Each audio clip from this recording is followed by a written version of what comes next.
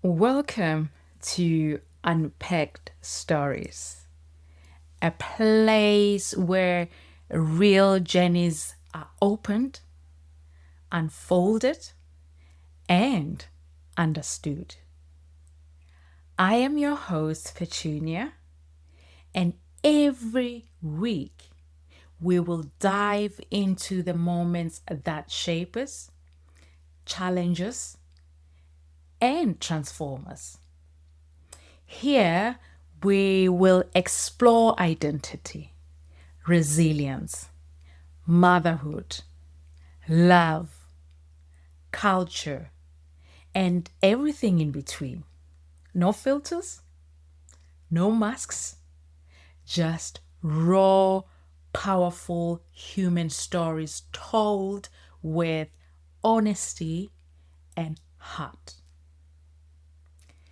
This is the space where memories meet meaning, where struggles become strength, and where every episode takes you in a cinematic journey into the lives behind the voices. So, wherever you are, let's unpack the stories that make us who we are. A few days after we've arrived in the UK, it was time for something I had been dreading. My son's first day of school in the UK. I thought I was prepared. I thought he was prepared. But nothing truly prepares you for watching your child walk into school system that feels like another planet. In South Africa, he was settled. He had friends. He understood the rhythm, the uniform, the playgrounds, the language, the expectations. But in England, everything was different. One of the biggest shocks that came it was when I enrolled my son in school, right? Back home in South Africa, he was in a grade that matched his age perfectly. It made sense. It was predictable. But here in England, the school looked at his birth date and they said he would be joining a year that was 2 grades ahead of what he had just been in South Africa.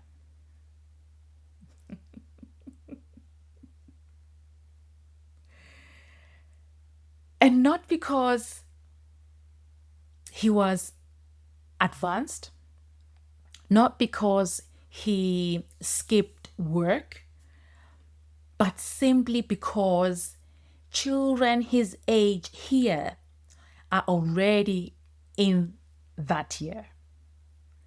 I remember sitting there trying to process it, trying to understand how the same child, the same age, could be in a completely different stages of schooling depending on the country. It wasn't about intelligence. It wasn't about capability. It was just the system. A system I was still learning to understand myself. The UK education year starts differently. The cutoff dates are different. The curriculum flows different. And suddenly, my son was expected to adapt instantly.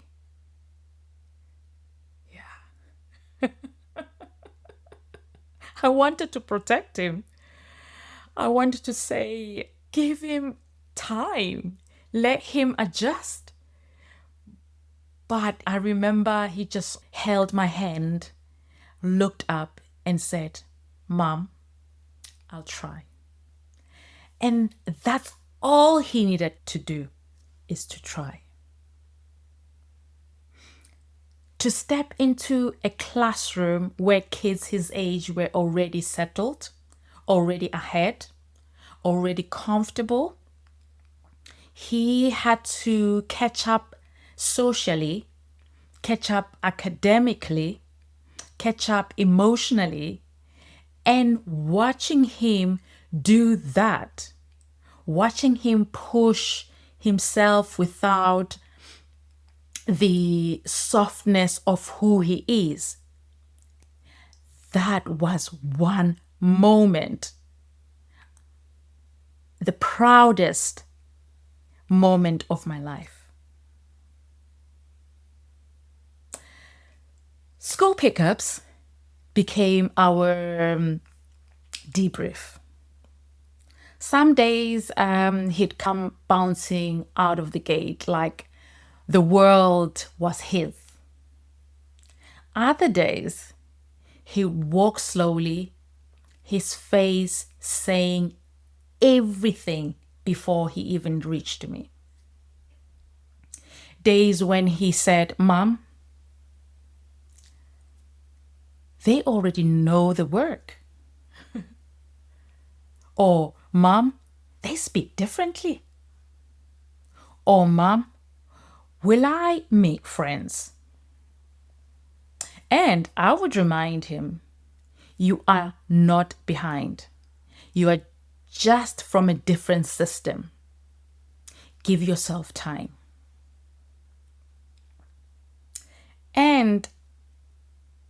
But deep inside, I was adjusting too. I was learning to be a mother in a system I didn't grow up in, a system I didn't fully understand yet.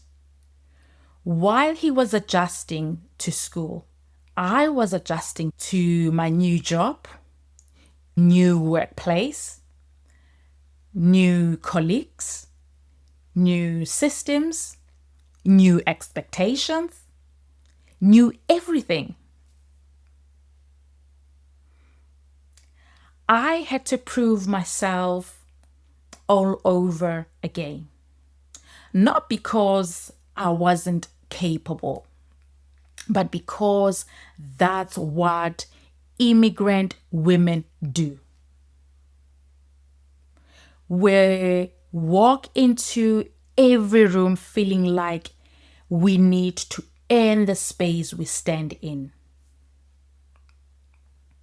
I dropped my son at school, rushed to work, tried to learn as fast as I could, tried to blend my South African roots with British professionalism, and then rushed back to school pickups as if my entire identity depended on being there on time. Crazy.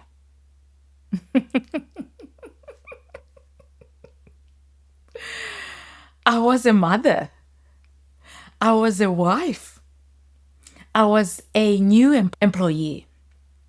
I was a foreigner trying to understand the new world all at the same time. My husband worked full time. I worked full time. Life became a constant juggle. Some days feel like chaos. Who's dropping off? Who's doing the pickup? Who's cooking? Who's cleaning? Who's handling homework? Who's remembering the school projects and PE days?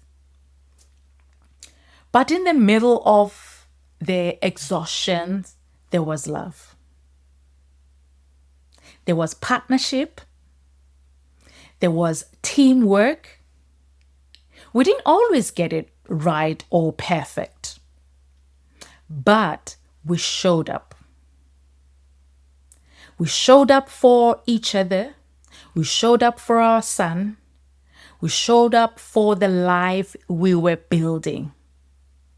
Over time, the unfamiliar became familiar. My son started running to me after school, excited about his day instead of overwhelmed by it.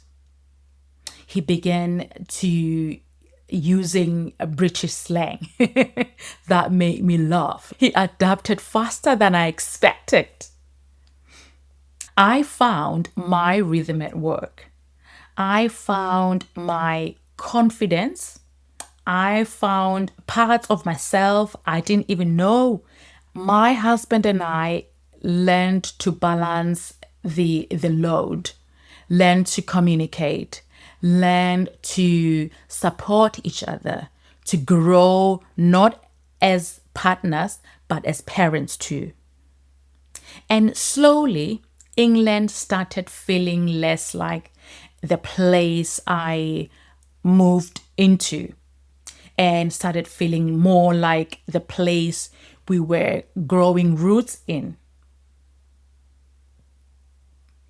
In spite of all of this, this is where I found a place where my son thrived, a place where our marriage strengthened, a place where I discovered my own resilience.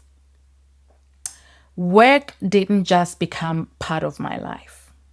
It became part of my purpose.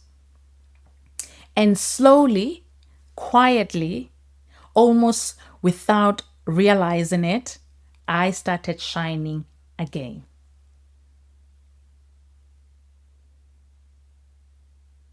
You see, what most people in England didn't know at first, that back home in South Africa, I wasn't just someone who worked. I was a woman who organized huge events, state visits, government functions, football team events, high level occasions where nothing, and I mean nothing, was allowed to go wrong. I worked under pressure. I worked with precision. I worked with pride. Event planning has always been in my blood. South Africa trained me absolutely well, very well. And those skills didn't just disappear just because I boarded a plane. So when the opportunity came to step into the wedding and events industry in England, which I've done before, I stepped into this with confidence. Quiet confidence, yes, but confidence nonetheless. I didn't expect success to come quickly. I didn't even expect success to come loudly. I just worked hard. I just stayed committed. I just did what I've always done: deliver excellence. And then one day, 2025 came. And with it, something I will never forget. I won the Wedding Planner of the Year awards, me, for 2025. A South African woman in England, a mother who once didn't know if she would even survive in this country, a wife balancing work, life, identity, and motherhood. Wedding Planner of the Year 2025 in the whole of Yorkshire. When they called my name, I felt everything at once.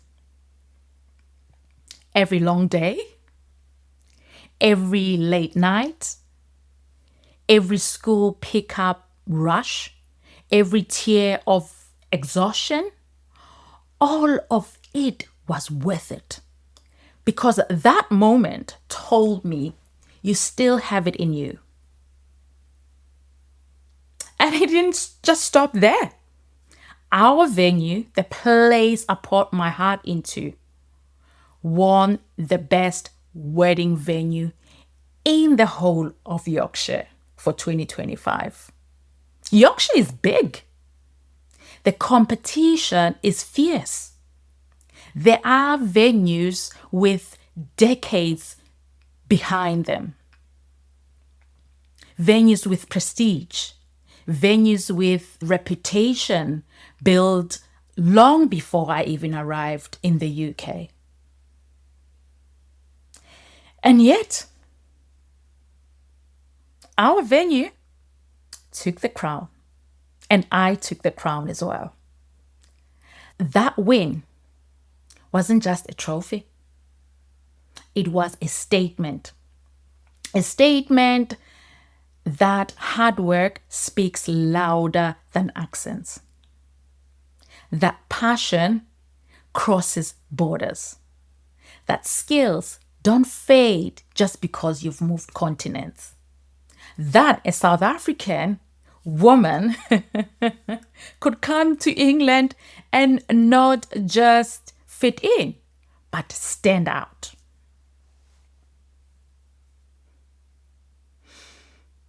After the awards, I remember the emails started coming in. Local radio station wanted to speak to me. They wanted to hear my story. They wanted to know how a woman from South Africa could build a name and reputation and helped to put a name of the venue in the map of Yorkshire. The first time I sat in the radio studio with headphones on, mic in front of me, I realized people were listening.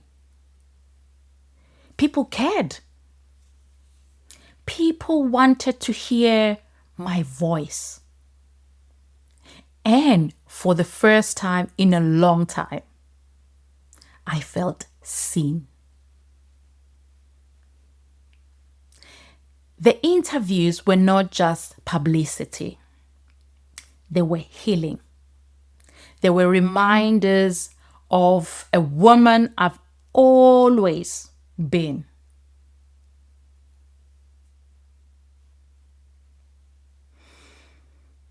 Everything that I've achieved in England, the awards, the recognition, the interviews, you name it, they were not just luck. They were results of the years of experience I've carried from home. Experience organizing events for state delegations, international guests, football teams, big pressured environments. South Africa made me good. England gave me the stage. This country didn't hand me success, let's get it right. But it gave me the chance to work for it. And I did.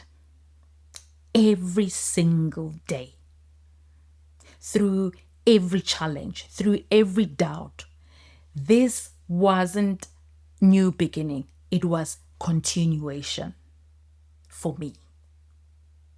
A new chapter built on old strength. And every award, every recognition, every interview was a proof of the hard work I've put in place for years. I didn't just start over in England. I rose. I rose in England. When I look at my journey from stepping off that plane to adjusting to work and motherhood, to navigating a new school system for my son, to building a career from scratch, I realized something. I realized something very powerful. I brought my greatness with me. I didn't leave it in South Africa. And every success I've heard here is a reminder that I am still that woman. Capable, skilled, determined, and unstoppable. When you leave your home country, you don't just adapt. You transform. You stretch. Yeah? You grow. You become a new version of yourself. As I sit here looking back at this journey from stepping out of that plane to watching my son take his first brave steps into a new school system, to building a career that once felt impossible, I realize that I didn't just move countries. I moved versions of myself. Anything is possible. I left South Africa as a wife. I arrived in England as a mother trying to stay strong. But today, I stand as a woman who rose from every challenge with purpose. For years, I questioned if I made the right decisions. Did I ask too much of myself, of my son, of my marriage? But every moment, every tear, every fear, every sacrifice led me here. To a place where my son thrives, where my marriage stands strong, where my work isn't just a job, but a reflection of who I've always been. A woman who organized state events in South Africa and win the wedding planner of the year in the whole of Yorkshire. A woman who can be interviewed on local radio stations with confidence in a country that once terrified her. A woman who can carry two cultures.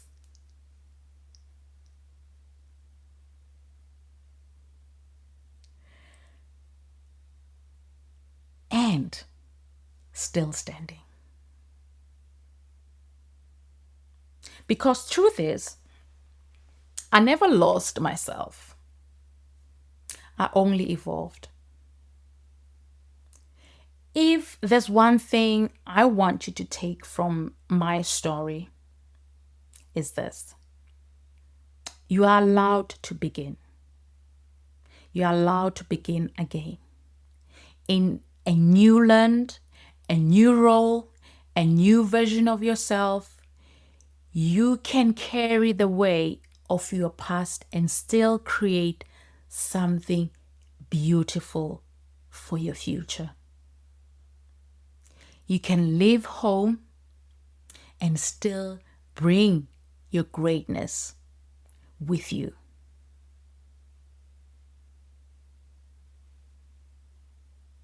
You are not alone. You can still feel scared and still move forward. You can still feel lost and still rise. If you're a mother, an immigrant, a woman rebuilding her life, a parent balancing everything, a dreamer who moved countries, then let my story speak to yours.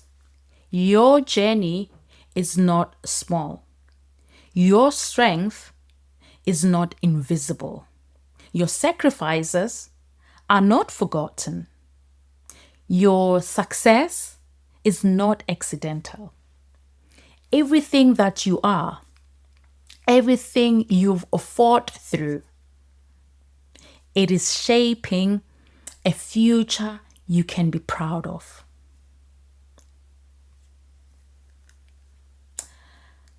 I look at my son today, confident, settled, thriving, and I know